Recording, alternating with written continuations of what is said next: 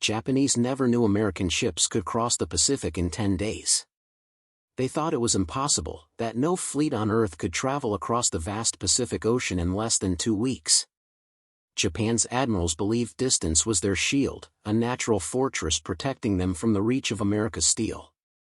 But in the winter of 1943, that illusion shattered when the horizon filled with American gray, and every clock in Tokyo seemed to stop ticking. December 3, 1943. The port city of Takahara buzzed under a crimson dawn. Before we jump back in, tell us where you're tuning in from, and if this story touches you, make sure you're subscribed, because tomorrow, I've saved something extra special for you. The air thick with diesel smoke and salt. On the eastern observation post, Lieutenant Commander Hiroshi Sato lifted his binoculars, scanning the empty sea that stretched endlessly toward the east. For months, Tokyo's naval command had reassured the nation that the Pacific was their moat, an ocean so vast it would take the Americans weeks to cross, weeks the empire would use to strike first, to win before the enemy could even arrive. Sato believed it too. Everyone did. But that morning, the stillness of the Pacific carried a tension that unsettled even the most disciplined officers. Radio chatter from the southern islands had gone silent for 2 days. Reconnaissance planes sent toward the central Pacific never returned. In the war rooms of Takahara Naval Headquarters, officers crowded around maps, arguing over logistics, distances, and tides. They drew red lines from Hawaii to Midway, from Midway to the Marianas, from the Marianas to Japan, each line a reminder of how far safety was supposed to stretch. 10 days, murmured Commander Nakajima, one of the logistics officers. That's the minimum time they'd need, even at full steam. It's impossible otherwise. The Pacific is too wide, their ships too slow, their engines too hungry for fuel. His voice carried conviction, not arrogance. It was the voice of a man who trusted numbers, who trusted the sea to protect his homeland. But while the Japanese officers debated, halfway across the ocean, a very different kind of fleet was moving. In the darkness of the central Pacific, where the stars disappeared behind clouds of exhaust and fog, American sailors aboard the USS Franklin could feel the vibration of new engines thrumming beneath their boots, engines that burned cleaner, pushed harder, and could sustain speeds no admiral on the other side of the ocean believed possible.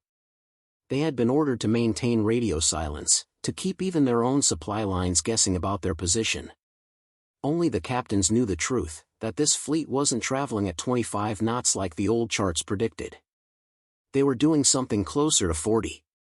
In Takahara, Sato lowered his binoculars and glanced toward the horizon one more time. Nothing. Just the deep blue calm of a sea that had lulled Japan into a false sense of invulnerability. He wrote in his logbook that morning, no movement sighted from the east. Weather calm. Empire secure. He didn't know that the last 3 words would become famous in hindsight, a snapshot of the overconfidence that had defined an entire strategy. 3,000 miles away, Captain Richard O'Neill stood on the bridge of the USS Franklin, his eyes fixed on the compass as spray lashed against the windshield.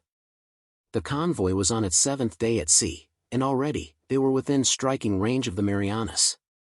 His engineers had done the unthinkable, running the turbines at near-constant maximum output while maintaining efficiency through a new experimental fuel mixture designed at Pearl Harbor's Naval Laboratory. It was risky, untested on such a scale, but if it worked, it would mean the U.S. Navy could collapse the Pacific's time barrier, turn weeks into days, distance into deception. The men didn't fully grasp the strategic brilliance behind the mission. They only knew that their orders were to move fast, stay invisible, and strike hard. But the planners back in Washington understood what this meant. They knew Japan's entire Pacific defense relied not just on ships and bases, but on the assumption of time to prepare, to reposition, to react. Take that away, and their entire system of control would unravel. By the 8th day, the fleet was already past the expected contact zones. Japanese long-range patrols scouted empty seas, returning with reports of calm waters and no sightings. The Imperial Navy's Northern Command even sent a congratulatory message to Takahara, enemy presence minimal. The Pacific remains under our watchful eyes. The irony was almost poetic. On December 10, when dawn broke over the northern Philippines, a young Japanese radar technician named Kenji Nakamura stared at his monitor, frozen. A cluster of moving blips had appeared just beyond their detection perimeter, too fast, too many. He checked again, thinking it was an error. The officer beside him frowned, then leaned closer. "Recheck the coordinates," he ordered sharply. Nakamura did. The readings didn't change. The dots were moving at impossible speed. "They can't be American," the officer said, half to himself. "They'd have to have crossed the Pacific in 10 days. He was right, and yet, he was wrong. Because that was exactly what had happened. The report reached Takahara's command post by mid-morning. Sato stood over the map table, the paper trembling in his hand as he traced the trajectory of the approaching fleet. 10 days. He whispered the words like they were a code that didn't make sense.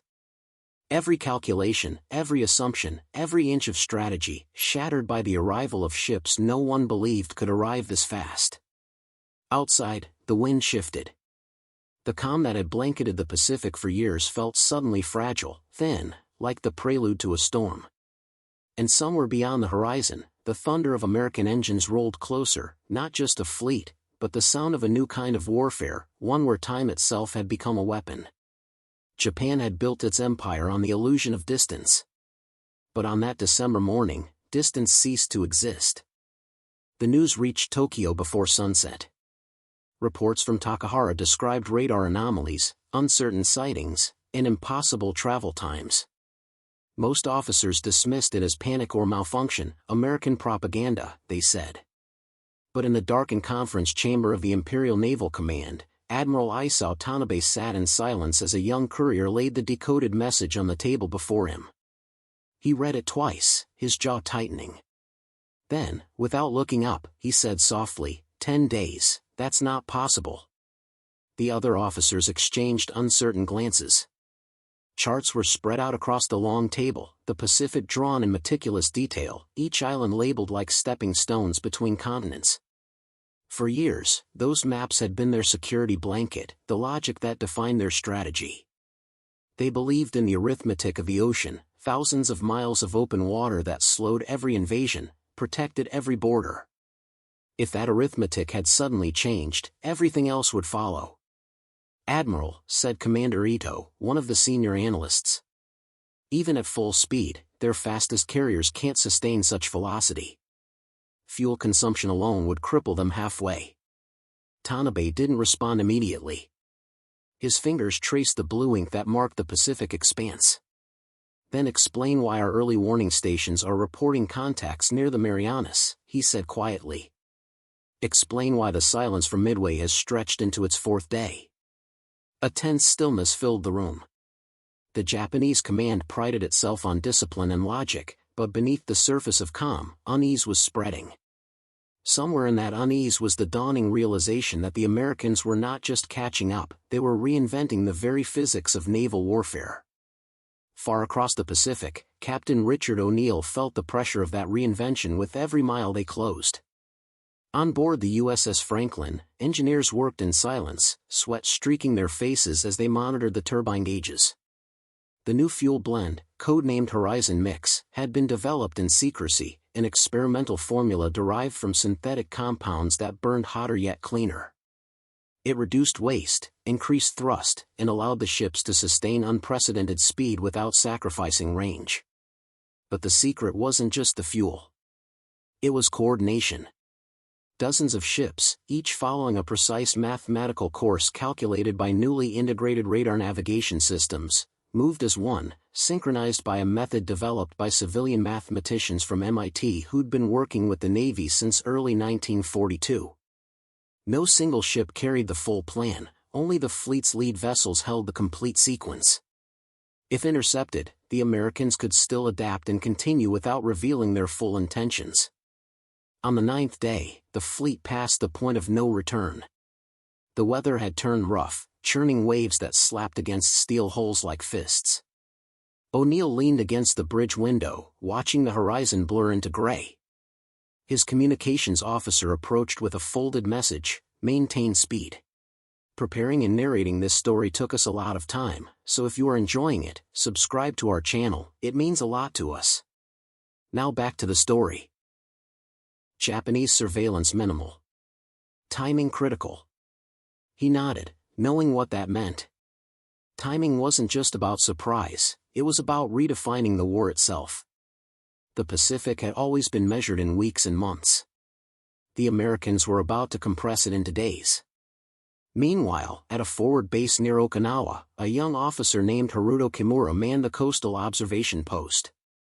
He had grown up on stories of invincibility, tales of Japan's spiritual unity, its divine protection, its technological superiority. He had never doubted those stories until that night. Through his long-range binoculars, he caught glimpses of strange flashes in the far distance, faint streaks of light moving too fast to be cargo vessels. The air carried a faint rumble, low and continuous, like the growl of something vast. He radioed his superior, but the response came delayed and dismissive. Illusions caused by atmospheric refraction. The sea plays tricks at night.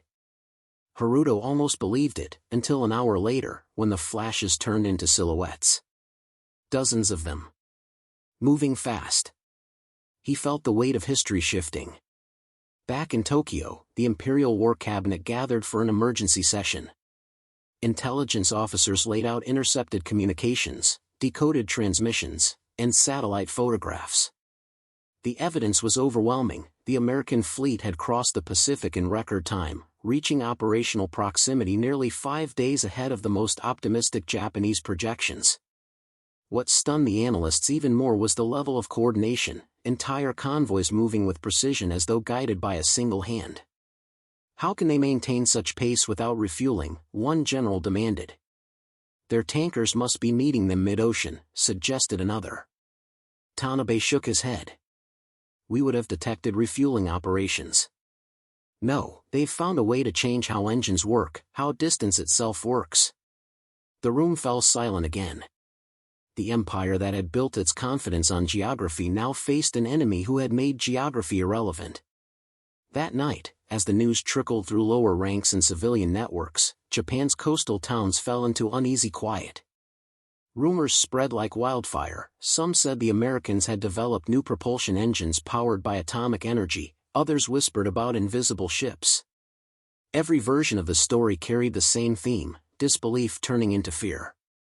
For Admiral Tanabe, the fear wasn't in what the Americans had achieved, but in what it revealed. We thought our safety was measured in miles, he said to his adjutant later that evening, looking out over Tokyo Bay. But safety is measured in imagination, and they've out-imagined us. In the Pacific, Captain O'Neill received a new set of coordinates. His fleet was now within striking distance. The men were exhausted but alert, their nerves sharpened by days of silence and speed. The hum of the engines felt almost alive beneath their feet, like the pulse of some great mechanical heart. He stepped onto the deck and looked toward the east, where the faint outline of land shimmered under the breaking dawn. The Pacific wind tore at his coat, but he didn't move.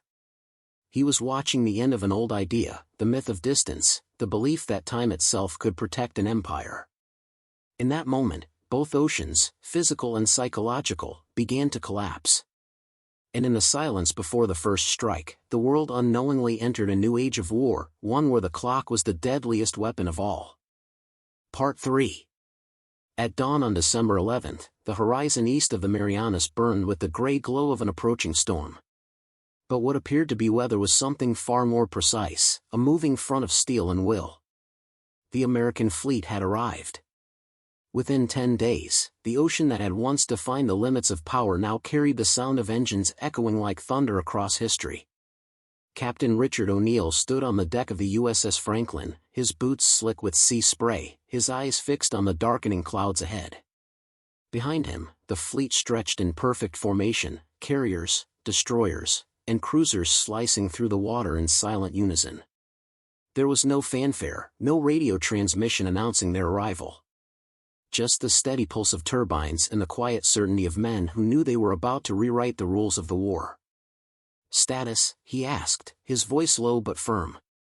"Fuel levels stable. Engines holding at 93% efficiency," replied his chief engineer. We can maintain this speed for another 24 hours without strain. O'Neill nodded. Then we hold. Until we make history.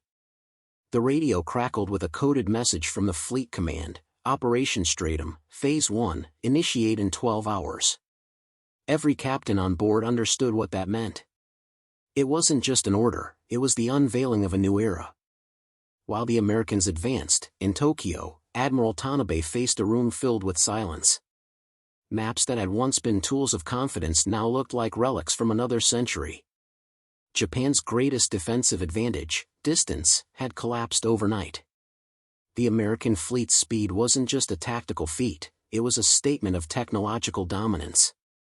And for the first time, the Empire's naval staff had no answer.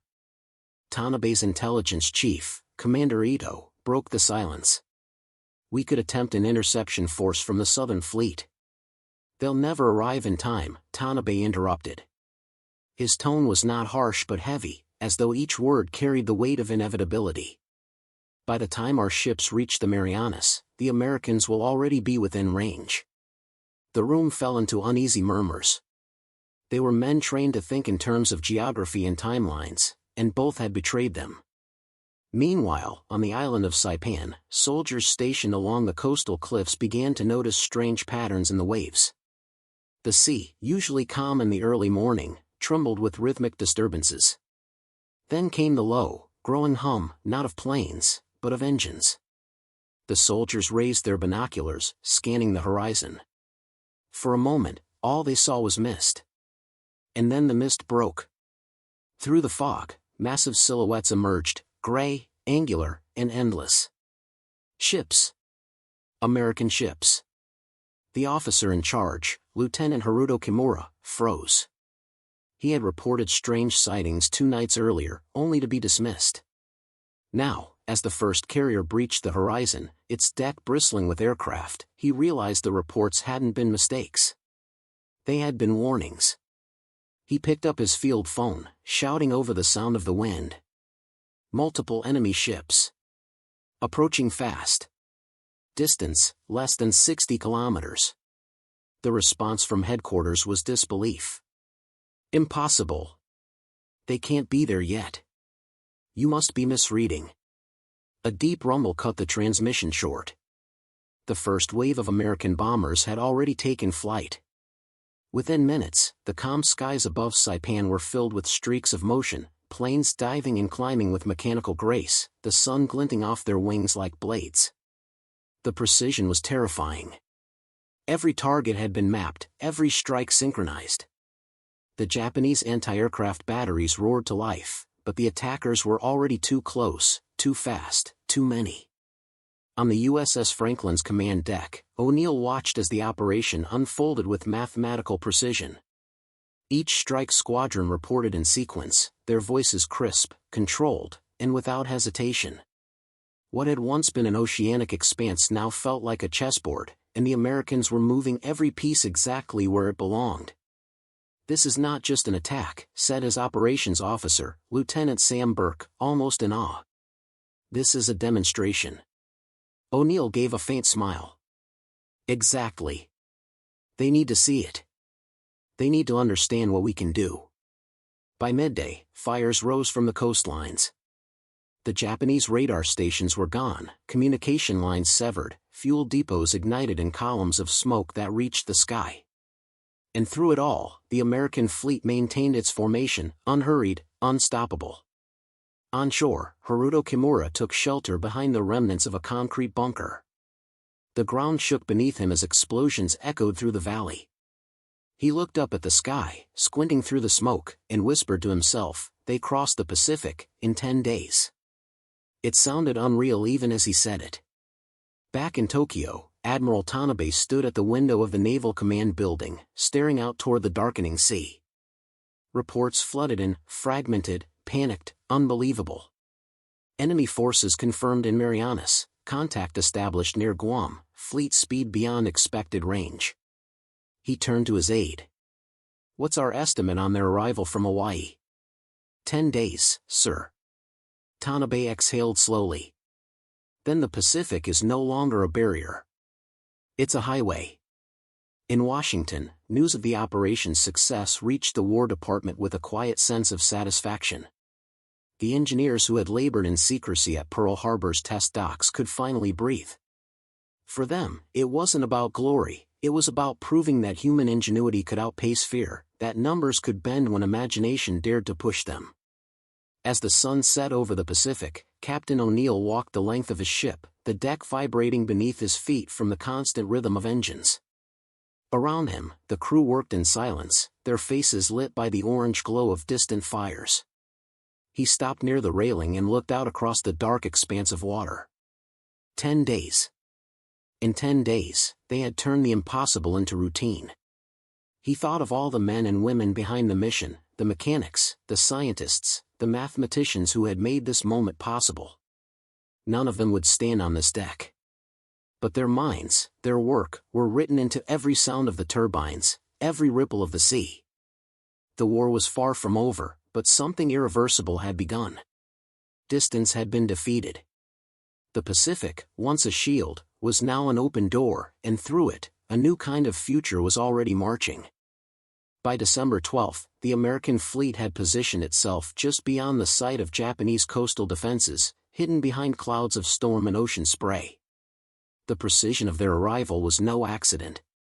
Every ship, every carrier, every destroyer had followed routes plotted to the last nautical mile, using new navigation algorithms that accounted for currents, winds, and tidal shifts.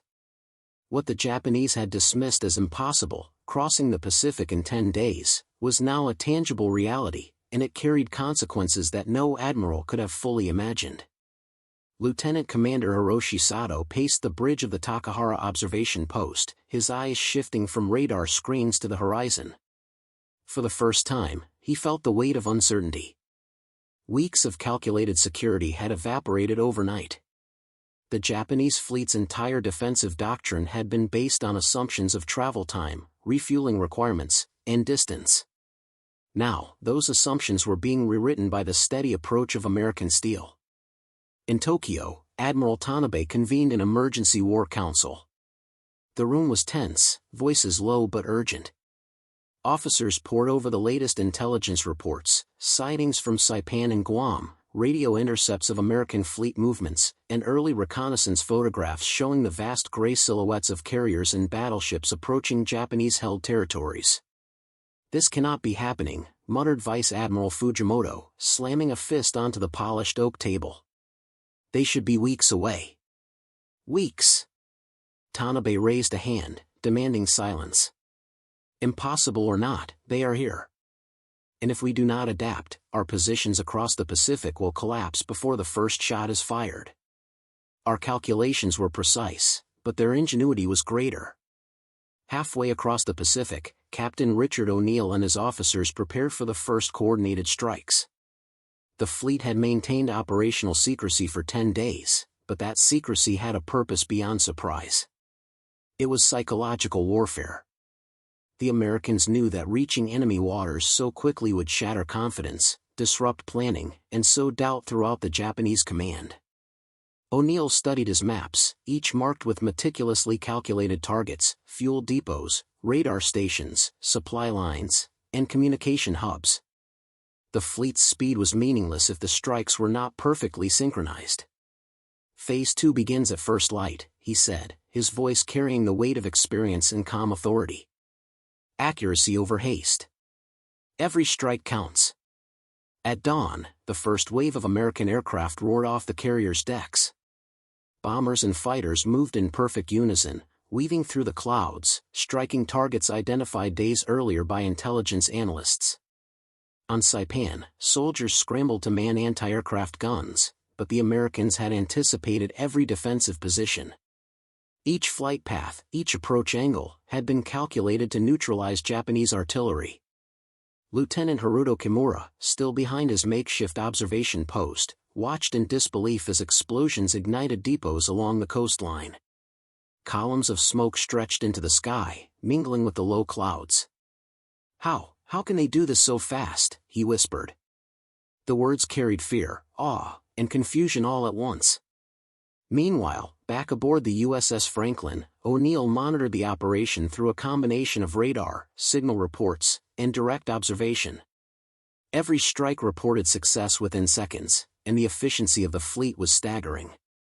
10 days of continuous navigation, 10 days of relentless coordination, and now the Americans were achieving a level of precision that Japanese engineers and officers had deemed impossible. The psychological impact on Japanese forces was immediate. Soldiers abandoned posts, believing resistance futile. Communication lines collapsed under repeated attacks. Supply depots that had taken months to construct were reduced to rubble in hours. The concept of time that had protected Japan's Pacific holdings for years no longer applied. On shore, Sato felt a growing sense of helplessness. Even with every radar station reporting enemy movement, the speed of the American fleet prevented coordinated response. Japanese forces could not reposition quickly enough, every decision was made with incomplete information. By mid-morning, he realized the grim truth: the Americans had not just arrived early, they had fundamentally changed the dynamics of the war. The fleet pressed on, moving further toward strategic objectives in the Marianas and the Philippines. The storm that had once threatened to impede them now seemed like an ally, masking their approach and delaying Japanese reconnaissance. On board, the sailors and officers of the American fleet had become part of a larger machine, where human endurance and technological innovation merged to create unstoppable momentum. Back in Tokyo, Admiral Tanabe faced the most difficult decision of his career. Defensive positions across the Pacific were in disarray. Reinforcements would take weeks, fuel and supplies were limited, and Japanese soldiers were demoralized by the speed and precision of the enemy. For the first time, he openly admitted to his staff, "We are being outpaced. Our calculations no longer matter. The enemy has redefined every assumption we held." By nightfall, the first major strategic points had been struck. Harbors, supply caches, and communication hubs lay in ruins. Japanese commanders struggled to understand how the Americans had managed not only to traverse the ocean but to strike with such coordinated precision immediately upon arrival. The 10-day crossing had been more than a logistical achievement, it had been a demonstration of power, strategy, and psychological dominance. O'Neill walked the deck of the Franklin as the sun dipped below the horizon. The fleet maintained formation, engines humming steadily, ready for the next wave of operations. The men aboard were exhausted but disciplined, aware they had accomplished something unprecedented. 10 days, O'Neill murmured, looking east toward the remnants of the Japanese coastline they had disrupted. 10 days changed everything. The world was beginning to understand a simple truth: speed was now as lethal as firepower, and ingenuity could defy geography. The Pacific, once a barrier, had become a conduit for American dominance. And in those 10 days, the foundations of Japan's defensive empire had been shaken to their core. The following morning, Japanese reports reached Tokyo in a stream of fragmented, horrifying updates: supply lines destroyed, coastal defenses incapacitated, soldiers unable to respond in time. Panic began to seep into the command structure. It was not just a loss of territory that frightened them, it was the revelation that distance, their oldest ally, could no longer protect them. And so, with the fleet poised for further strikes, the Pacific became more than a battleground, it became a measure of a new kind of war, one where speed, precision, and audacity determined victory, and where 10 days could decide the fate of an entire empire. By December 15th, the scale of the American operation had become undeniable. Japanese intelligence was overwhelmed, unable to reconcile the speed and precision of the fleet with every preconception they had about the Pacific. For decades, the vast ocean had been a natural defense, a barrier that imposed time, distance, and logistical limits. Now, those limits had been shattered. The 10-day crossing had not only delivered ships to enemy-held territory but had fundamentally redefined what was possible in naval warfare. Admiral Tanabe sat in silence, staring at maps that had once inspired confidence but now felt like historical artifacts. Reports from Saipan, Guam, and the Philippines poured in: supply depots destroyed, radar installations neutralized, and Japanese ships immobilized before they could even respond.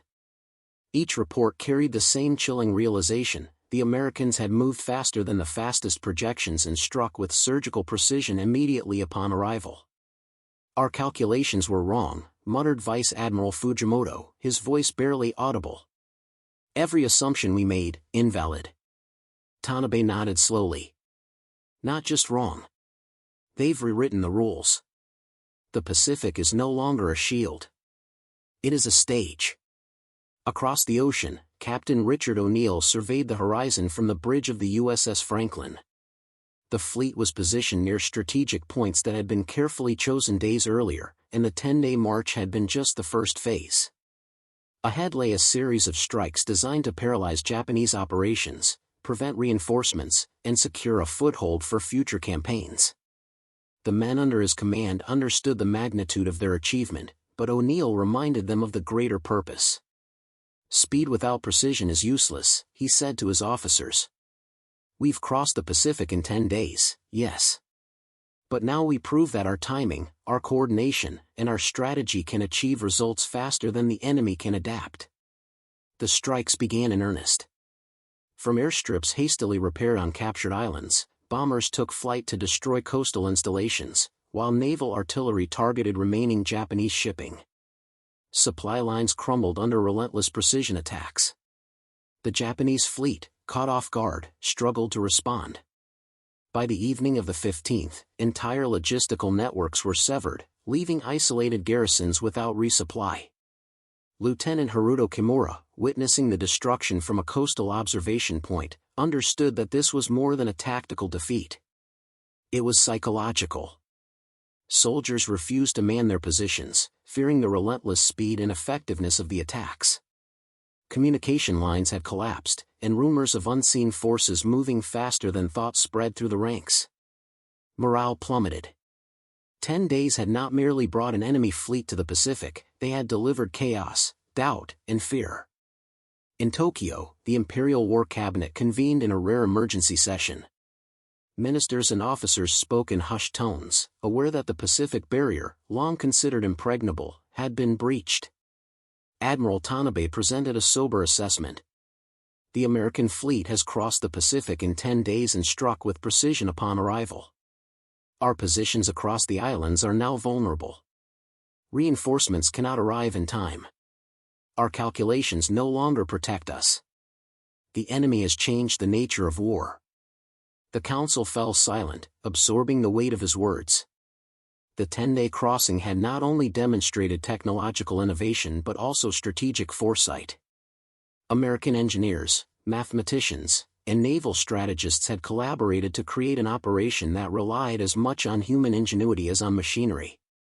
The fleet's ability to sustain unprecedented speed, coordinate attacks, and maintain operational secrecy had shattered assumptions that had guided Japanese planning for decades. Meanwhile, O'Neill and his officers continued their operations with relentless precision. Each target was evaluated and struck with coordinated firepower, minimizing collateral damage while maximizing strategic effect. The success of these strikes validated months of planning and demonstrated that operational tempo, when carefully calculated, could dictate the pace of war. The psychological impact on Japanese forces deepened. Soldiers abandoned posts, fearing for their lives against an enemy that seemed omnipresent, moving faster than expected, striking with deadly accuracy. Entire garrisons surrendered not out of defeat in battle but because the rapid pace of operations had rendered coordinated defense impossible. 10 days had become 10 days too late for Japan to maintain its grip on the Pacific. By December 20th, reports indicated that the American fleet had not only neutralized key logistical hubs but also effectively cut off major Japanese reinforcements. Islands that had been secure for years were now under threat. The speed and coordination of the American operation ensured that Japanese responses were always reactive, never proactive. The 10-day crossing had done more than deliver ships, it had delivered control over the tempo of the Pacific War. Back in Tokyo, Admiral Tanabe made his final assessment to the cabinet. The Americans have demonstrated that distance is no longer a defensive advantage. Their fleet has crossed thousands of miles in 10 days, striking with precision and coordination that outpaces our ability to respond. The Pacific is no longer our ally. It is theirs. Across the ocean, O'Neill watched the sun set over the vast expanse of water they had traversed in 10 days. The fleet maintained formation, engines humming steadily, ready for the next phase. The mission was not complete, but its significance was clear. Speed, coordination, and ingenuity had combined to achieve what had once been impossible. The 10-day crossing would become a benchmark in naval history. It demonstrated that strategic foresight, technological innovation, and operational discipline could overcome the constraints of geography, timing, and expectation. The Pacific had been transformed from a natural barrier into a conduit for power projection. And in doing so, the Americans had not only achieved a remarkable logistical feat but had also rewritten the rules of war in the theater of the Pacific. The lessons of those 10 days extended far beyond the battlefield. Future naval campaigns would be measured not only in ships and firepower but in speed, precision, and the ability to challenge assumptions about distance and time. The 10-day crossing had proven that human ingenuity, when applied with rigor and discipline, could redefine the possible. Admiral Tanabe, looking out over the bay one final time, understood the irreversible truth: Japan had underestimated the enemy. The Americans had crossed the Pacific in 10 days, and in doing so, they had secured more than territory or tactical advantage. They had demonstrated a new era of warfare where innovation, speed, and precision dictated victory. The Pacific, once considered an impenetrable shield, had been transformed into a stage for American ingenuity. And as night fell across the islands, the reality was undeniable: Japan had been outpaced, outthought, and outmaneuvered. The 10-day crossing was more than a journey, it was a revolution. Up next, you've got 2 more standout stories right on your screen. If this one hit the mark, you won't want to pass these up. Just click and check them out. And don't forget to subscribe and turn on the notification bell so you don't miss any upload from us.